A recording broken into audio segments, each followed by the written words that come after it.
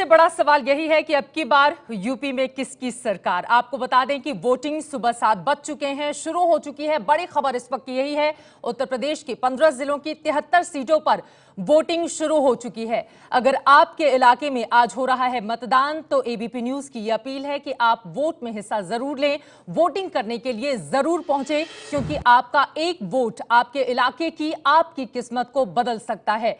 पहले चरण में कुल 839 उम्मीदवार मैदान में हैं, जिनकी किस्मत का फैसला 2 करोड़ 60 लाख मतदाता कर रहे हैं।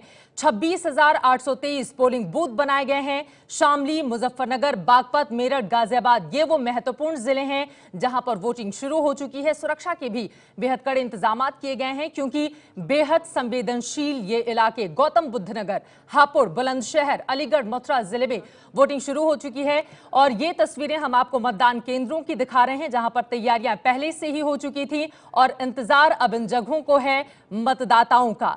बार बार एबीपी न्यूज की आपसे यही अपील है कि अगर आपके इलाके में वोटिंग हो रही है तो आप वोट करने के लिए जरूर जाएं। उत्तर प्रदेश में 73 सीटों पर पहले चरण के लिए मतदान शुरू हो चुका है। 15 जिलों में करीब 26% मुस्लिम मतदाता हैं। इसके अलावा 17% जाट वोटर हैं अगर हम समूचे पश्चिमी उत्तर प्रदेश की बात करें, जबकि 21% दलित ऐसे हैं जो भाग्य का फैसला करेंगे उम्मीदवारों के।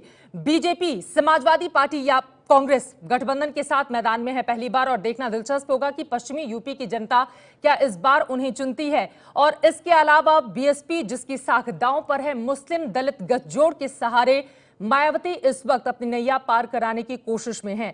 अगर हम बात करें 2012 के आंकड़ों की, फिलहाल ये हम आपको जो तस्वीर दिखा रहे हैं, 15 जिलों के 73 सीटों पर वोटिंग शुरू हो चुकी है। 839 उम्मीदवारों की किस्मत का फैसला इस वक्त जनता कर रही है। 26,823 बूथों पर 2 करोड़ 60 लाख लोग वोट करेंगे, यानी कि ये वोटर हैं। 2012 के आंकड़े आपके सामने हैं। समाजवादी पार्टी और बीएसपी को 24 सीटें इन 73 सीटों में मिली थी, जबकि बीजेपी को 11 सीटें, आरएलडी को 9 सीटें और कांग्रेस पार्टी को 5 सीटें मिली थी। इस इलाके में मुस्लिम वोटर सबसे ज्यादा हैं, जिनकी तादाद 26% है, और इसी वजह से समाजवादी पार्टी, कांग्रेस और बीएसपी की ओर से लगातार मुस्लिम वोटरों को रिझाने की कोशिश की गई। 17% जाट वोटर हैं, जो 27 सीटों पर अपना काफी ज्यादा प्रभाव रखते हैं। जाटलैंड के नाम से ये इलाके जाने जाते हैं, जो हम आपको दिखा रहे हैं। बागपत, बुलंदशहर, मथुरा, आगरा। मेरे वरिष्ठ सहयोगी राजकिशोर भी हमारे साथ बैठे हुए। राजकिशोर, लगातार वो तस्वीरें भी हम दिखा रहे हैं, लेकिन आपसे मेरा सवाल ये है, इस बार मुद्दे या फिर जाति और धर्म वही हावी रहा? देखिए, स्वाभाविक रूप से अगर आप देखेंगे तो मुद्दा तो कोई कहीं सामने आया नहीं। ले देकर अगर आप देखेंगे, टिकटों के वितरण से लेकर चुनाव प्रचार तक सब जगह या तो जातियां हावी रही हैं, या पश्चिमी उत्तर प्रदेश में चूंकि ध्रुवीकरण की राजनीति होती रही है। आप अपनी बात पूरी करें उसके पहले ये तस्वीरें देखिए। हमारे लोकतंत्र की यही खूबसूरती है, महिलाएं घूंघट में हैं। सुबह सुबह का बिल्कुल वक्त है, लेकिन वोट डालने के लिए वो अपने घरों से बाहर निकली हुई हैं और कतारों में खड़ी होकर अपनी बारी का इंतजार कर रही हैं। राजकिशोर, तो मैं कह रहा था कि यहाँ पर पश्चिमी उत्तर प्रदेश में अगर आप देखें, चाहे वो भाजपा हो, चाहे बसपा हो, चाहे सपा हो, पूरी तरीके से जाति आंकड़ों को यहाँ पर स्थापित करने की कोशिश, समीकरण अपने समर्थन में भिड़ाने की कोशिश की गई है। और अब देखिए, कल से जिस तरीके की घटना हो गई है, कल की घटना को भी किस तरीके से राजनीतिक रंग दिया जा रहा है, यह भी आप समझ सकते हैं कि पूरी तरीके से ध्रुवीकरण की कोशिश है। और मुजफ्फरनगर यहाँ पर हो चुका है पहले, और उसको बार बार उन जख्मों पर या उस आग में लगातार घी डालने का काम राजनीतिक दल करते रहे हैं। यहाँ तक कि बसपा की जो नई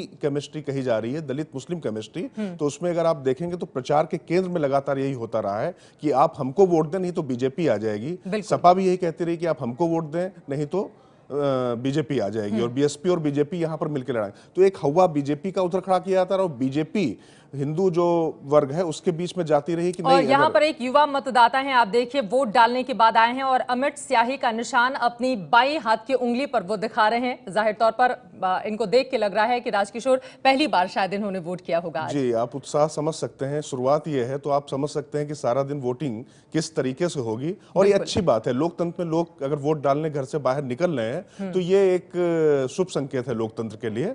और अभी आपने जिस तरीके से महिलाओं की भी तस्वीरें दिखाई, वो सवेरे सवेरे सवेरे इस सर्दी में भी वो लग चुकी हैं लाइन में।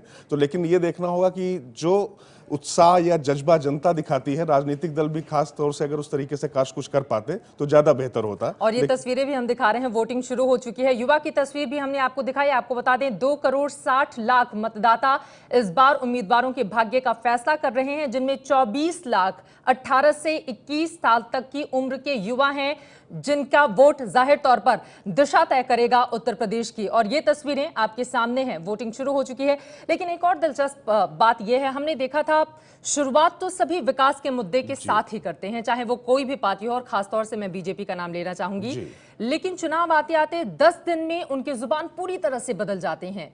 योगी आदित्यनाथ की हम बात करें, पश्चिमी यूपी में आके उन्होंने कहा कि हम पश्चिमी यूपी को कश्मीर नहीं बनने देंगे, और एक के बाद एक भड़काऊ बयान। इसका क्या मतलब मैं बिल्कुल वही, मैंने शुरुआत में हम लोग जो चर्चा कर रहे थे कि विकास या जो दूसरे मुद्दे थे सारे नेपथ्य में चले गए। कुल मिला के ध्रुवीकरण और जातीय समीकरण अंततः यही हावी दिखाई पड़ रहे हैं इस पूरे चुनाव में। और पिछले एक हफ्ते से जब से चुनावी सरगर्मियां अपने उफान पर हैं, तब से इन सब मुद्दों के अलावा और किस मुद्दे पर बात हुई है ये आप देख लीजिए। यहां तक कि चाहे नोटबंदी जैसा महत्वपूर्ण मुद्दा रहा है, वो भी पीछे जाता दिखाई पड़ता रहा है। सिर्फ प्रत्याशियों की जाति के आधार पर या धर्म के आधार पर ही लोगों को लुभाने की या किसी को नाराज करने की और डरा कर अपनी तरफ भिड़ाने की कोशिश की गई है। अगर आप देखें पूरा पश्चिमी यूपी की जिन जगहों पर आज वोटिंग हो रही है, वहां पर 26% सबसे ज्यादा मुस्लिम वोटर हैं।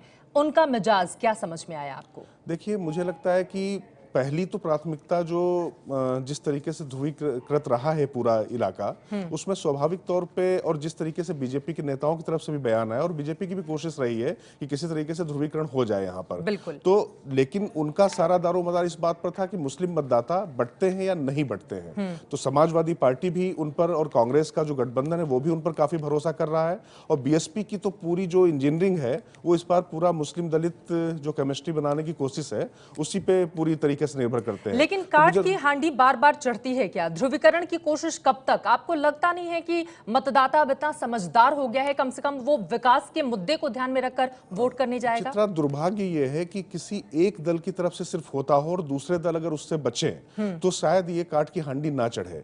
लेकिन हर दल इसी एक बार सुनने की कोशिश करते हैं, वोट डालने के बाद ये शख्स क्या कह रहे हैं। वोट डाला है भैया। कौन सा इशू आपको ध्यान में? विकास के भ्रष्टाचार? विकास और भ्रष्टाचार खत्म। काश जैसा इन्होंने कहा है उसी आधार पर पोलिंग हो तो मुझे लगता है कि राजनीतिक दलों के लिए भी एक बड़ा संकेत और संदेश होगा। तो जिस तरीके की सियासत हम देख रहे हैं फिलहाल, महिलाएं बहुत, देखिए आप कैसे कतारों में खड़ी हैं। सुबह का वक्त है, आज ठंड भी बहुत ज्यादा है राजकिशोर बाहर, और महिलाएं घूंघट निकाल के आप बिल्कुल आराम से वहां खड़ी। एक युवा ये भी वोट डालने की बात कुछ कह रहे हैं, सुनते हैं। के आधार पर वोट किया और सुबह सुबह उठ के आने की वजह क्या है वोट डालने के लिए? सर, विकास को लेकर वोट किया। सबसे पहले विकास हमारे उत्तर प्रदेश या बिसाड़ा गांव में खासकर किसने विकास किया किसने नहीं किया उसको देखते हुए वोट किया है। और सुबह उठने की वजह यह है क्योंकि मंडे में मेरा एग्जाम है, तो उसी को लेकर तैयारी चल रही है। B.Pharm सेकेंड ईयर का स्टूडेंट हूँ मैं, तो इसीलिए सुबह ही सुबह वोट किया। अच्छा, कुछ चीजें ऐसी थी, उसके बाद पहली वोटिंग है ये, आपके लिए एक्साइटमेंट था जी, आज वोट करना? इसीलिए मैंने सोचा फर्स्ट वोट डालनी है क्योंकि पहली बार वोट डाल रहा हूँ। देखिए चित्रा, सबसे शुभ संकेत ये है कि बिसहाड़ा एक ऐसा गांव है जो दूसरी और गलत वजहों से चर्चा में रहा, लेकिन वहां का युवा आता है तो वो विकास के नाम पर वोट देता है। तो अगर ये ऐसा होता है तो मुझे लगता है कि राजनीतिक दलों के लिए अच्छा संदेश, संकेत और लोकतंत्र के लिए भी शुभ संकेत है।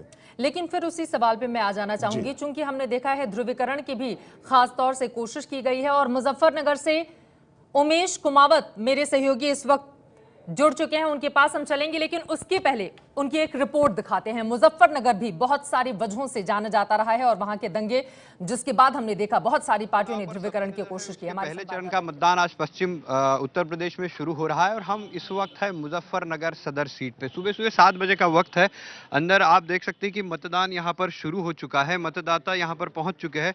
माहौल काफ़ी ठंडा है, वातावरण में ठंडक है, बावजूद इसके यहाँ पे लोग पहुंच चुके हैं। वैसे अगर हम मुजफ्फरनगर की बात करें तो मुजफ्फरनगर सीट ये जो है 2016 में यहाँ पर उपचुनाव हुए थे और बीजेपी ने यहाँ पर जीत दर्ज की थी। वैसे मुजफ्फरनगर में 6 सीटें आती है इस जिले में, उसमें से 3 पर बीएसपी का कब्जा है, एक जो है भारतीय जनता पार्टी के पास है, एक समाजवादी पार्टी के पास है और एक आरएलडी के पास है। लेकिन सबसे बड़ी बात, ये जो जिला है इसने 2013 में यहाँ पर दंगों का दर्द झेला हुआ है। अब जब चुनाव आए हैं तो लोग क्या सोचते हैं, काफी संख्या में देखिए 7 बजे का वक्त है, माहौल में काफी ठंडक है, बावजूद इसके राजनीतिक माहौल बहुत गर्म है, लाइन लग चुकी है, सुबह सुबह 7 बजे यहाँ पर लोग आ चुके हैं।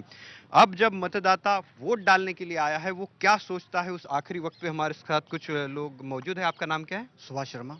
सुभाष जी, अब जब वक्त आ चुका है, आप वोट देने के लिए पहुंच चुके हैं, उस वक्त आप क्या सोचते हैं, क्या मुद्दा होता है आपके दिमाग में? विकास और कानून व्यवस्था।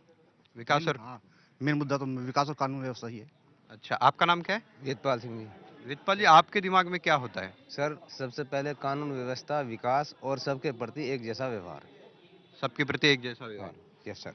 तो ये जो वेदपाल सिंह जी और शर्मा जी बता रहे थे कि अब जब वो वोट देने के लिए पहुंच चुके हैं यहाँ पर, तो उनके दिमाग में सबसे बड़ा मुद्दा है कानून व्यवस्था और विकास का। देखना है कि मुजफ्फरनगर की सीटों पे कौन अपनी बढ़त बनाएगा।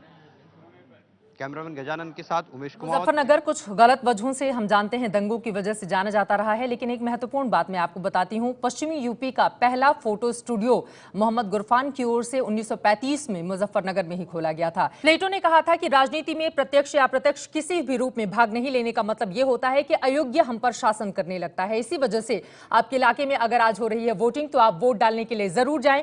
फिलहाल हम तस्वीरें आपको दिखाते हैं। सुबह से ही लंबी कतारें अलग अलग हिस्सों में पश्चिमी यूपी की लगी हुई हैं। बढ़ चढ़कर सुबह से ही लाइन में लगे हुए थे लोग, ताकि वो ये देखिए। ये कतार अपने आप में बताने के लिए काफी है कि कितना उत्साह है। एक महिला को सुनते हैं। हाँ, कैसा लग रहा है पहले बार पहला वोट देकर? मुझे बहुत खुशी हो रही है।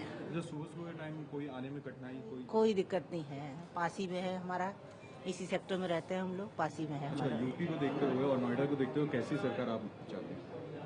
अच्छी सरकार चाहते हैं जो काम करे वगैरह ना हो, सिक्योर रहे, महिलाएं सिक्योर रहें उसमें, और थोड़ी सी उन्नति हो पहले से। जैसे कि इतना बुरा हाल हो गया है वो सब ठीक होना चाहिए।